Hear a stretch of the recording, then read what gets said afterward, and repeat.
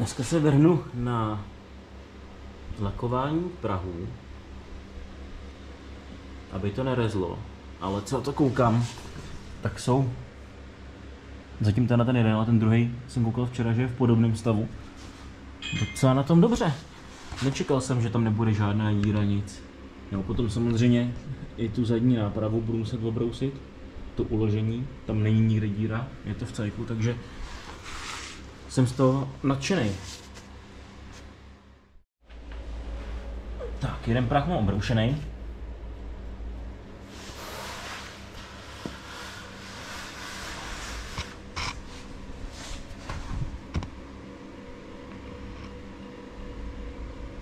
Natřel jsem to odrezovačem. Teď budu chvilku čekat, až to zabere, potom to obrousím ještě jednou a dám to do stejné barvy, jako to není vidět. Jako tady podběhy.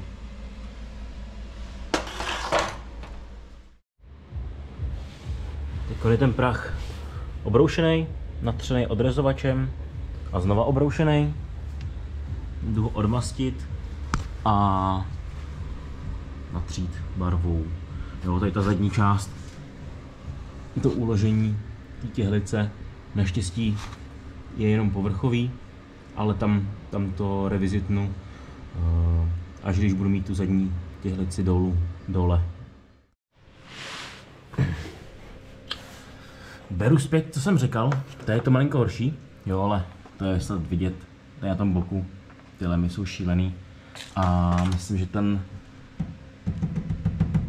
panel navařovací snad to pokryje, ale stejně asi budu muset koupit i prach, radši koupím i prach. Tam ten teda ne, ten se dá zachránit, ale lem jo, takže oba lemy a levej prach. No. Po větším průzkumu šroubovákem, když jsem do toho prostě bodal do znělých míst, tak jsem tady odbyl malinkou dírku, že jo, samozřejmě. Tady je trošku větší dírku. No, je v tom zase nějaký bordel, kdyby to stálo v rybníku. Ten zbytek je snad cajk, jinak mě to zavalí to auto.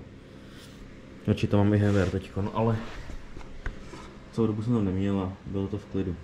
Jo, tady to vypadá solidně, jenom prostě tady to trpí, no. Tady to nechápu, jak ale není znělý.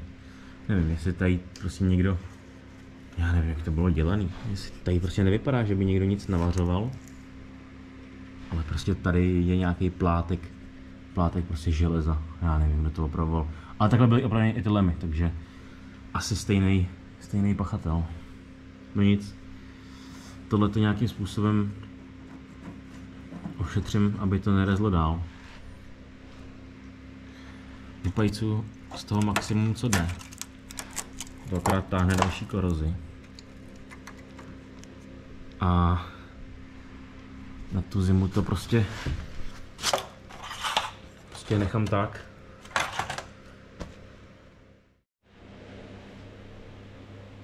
Jo, pár dní později. Spoustu času jsem trávil na levém prahu, broušením a ještě budu trávit. Jinak jsem koupil vosk, takže na dutiny a na podvozek i na ty podběhy na zimu úplně super. A dneska jsem točil za klukama vedle z autodílny, autoservisu, protože nevím, jak bych tohle lisoval ve svěráku. Takže radši jsem se to nechal takhle parádně zalisovat. Mám z toho radost. Mám tady samozřejmě spoustu nových dílů, co jsem se rozhodl udělat, protože to je takhle rozhodný. Všechno možný. Asi tam půjdu zkusit narazit čepy. Uvidíme, jak to půjde.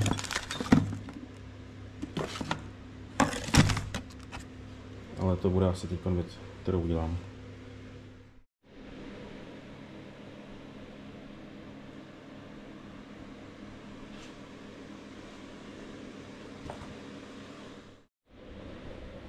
První, co jsem udělal do svěráku, jestli to chytit, namazat i čep, i tu těhlici vazelínou, samozřejmě vybroušená, aby tam nebyly žádný kousky rzy, ani ničeho, co by nám bránilo.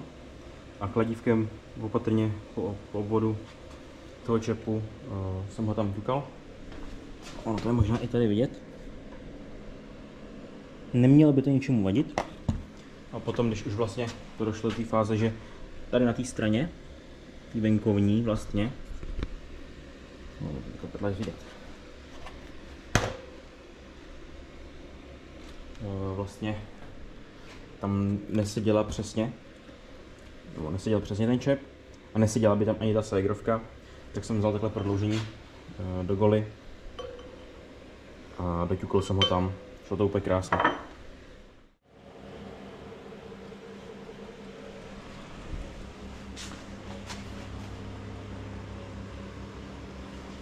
To možná budou taky prostřihy, protože na tom chci mákat co nejrychlejš a nestíhám do toho točit, aby to mohlo vypadnout z té dílny.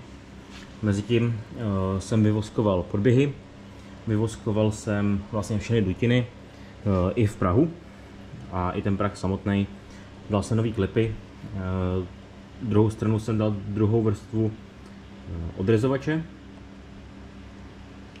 Tamhle ten rust spot řešit nebudu, zatím stejně se to asi nejspíš bude, no určitě se to bude řezat, kašle na to, no a začnu makat na skládání té přední nápravy.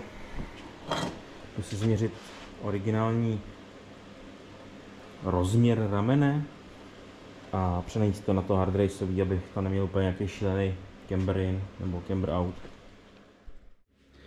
Takže dneska už tady stojí Civic, je tady kamarád se svým Mitsubishi. Někde tam vzadu mění palivový filtr.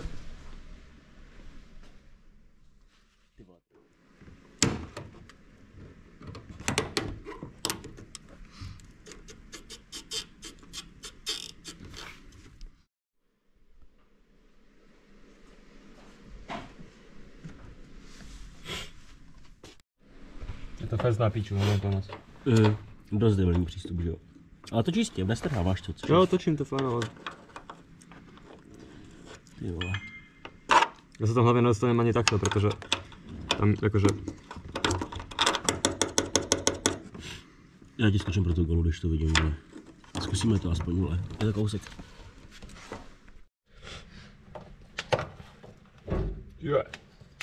Já úplně plná nádrž. Ojojoj. Bohatý čávo. A je tam pytlík. Je tam, no. A to je asi na ty nejhrubší na čistoty, že jo? To je ale je takový. To je modrý benzín, oh bože. Čum to.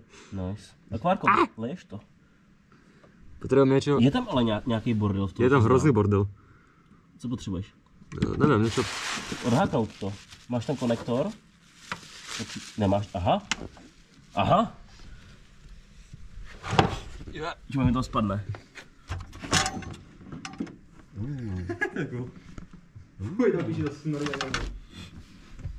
Nice. Teď to asi jdeme přeskládat teda na ten filtr. A jo, bordel ten jak chuj v tom. Pičuje rán. Všetko to čierne v tom, tak jsou sračky. Ty král. To proto nebude stačit vypláchnout. Určitě. To bylo to nejhrubší, že jo, tady bude nějaký jemnější. Asi. Tak král to přeskládat, to bude zajímavé. Je tam nějaká značka na tom? Co tady je? Něco? Tak to bude asi Origo, ne? Jo, ale Mitsubishi. Tak to tam je od výroby, vole. No. 140 něco tisíc kilometrů. Nice. Ten pytlíček na e-shopu nebyl, prej. Tak jsem foukal kompresorem. A pojď docela ready. Řekl si, že když ho najdeš, tak to koupíš. Vymění se. Víď? Pičo, ale to vybrat je prosím. Všade benzín. Máme cigáro. A bude po benzínu. A po nás. A po autu. A po dílně. Nice. OK, tak to by mělo být starý... Naleješ to tady, to je iluze. 984. Toto je to. Konektor je zapnutý, to navarované sem. Nikdy na tom nebylo. Hej, jolo. Prejnáček vybuchne auto. Spíš tě nepojede, vole. Nebo ty bude dělat to, co to dělalo předtím. No, Tiež nebolo dobré. A fascinuje, jak je ten benzín modrý, to je strašne cool. Nafta je žlutá, že jo, vlastně. Nevím. No v těch, ve stojanech, je tam taky to prohlednítko, tak je vždycky Jo? žlutá. Vole. A tady na to To máš sedí. Druhovýroba sedí normálne, to je neskutočné. Hodne nice. Ako barc. To by som mohol očistiť, ale to samé. Unavený a potrebuji zmalovať.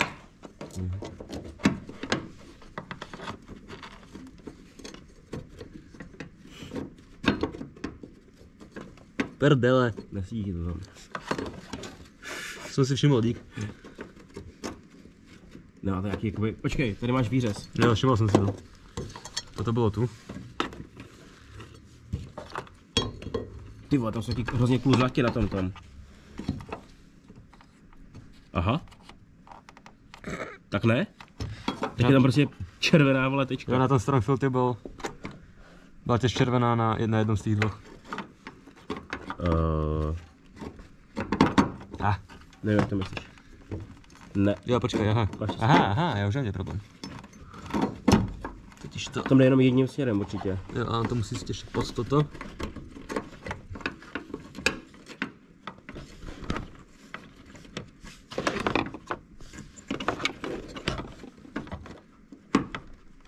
Tady máš taky červenou tečku. Si tam budu plíst. A tady taky, na té spojice. Na té spojně. Už tady? To bylo tak vysoko? To dotáhneš, tam je těsení, ne? Jo, dobrý. A tečím benzín z toho. Krása. Kde se utahovat? Krásné píči zase s týmto.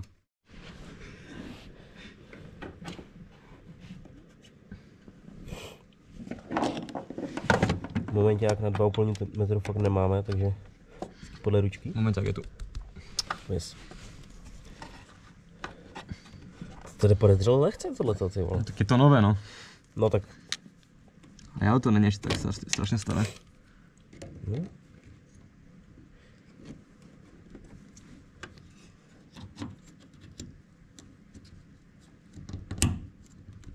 To zní hezky.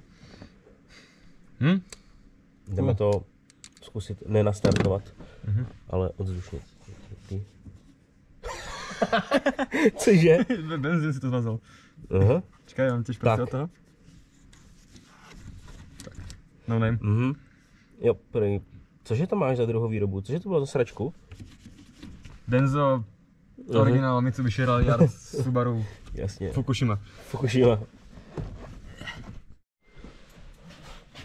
Jo. Vrčalo to? Robilo to něco? Ne? Počkej, tak já jdu blíž, vole. No. Ne?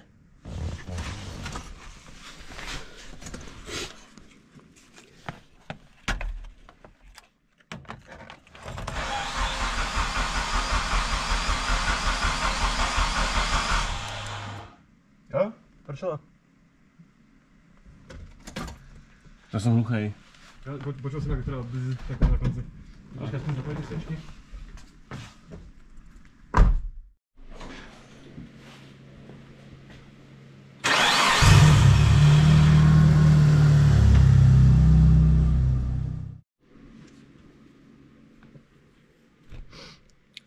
Spínkal som. Teda. Moc toho vidět není.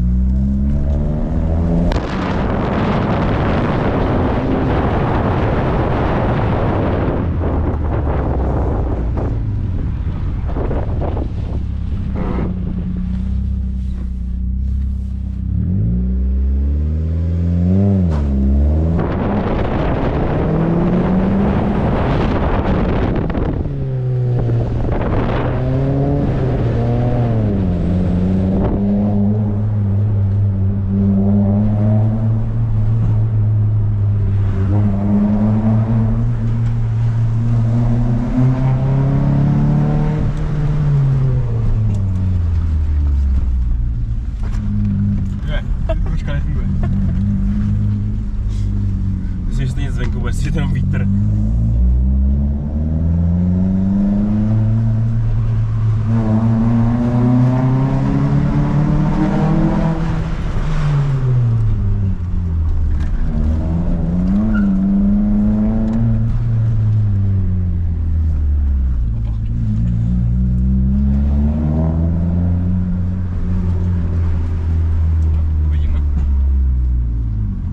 Zdá se mi to víc smooth, ale Je to přeťahá.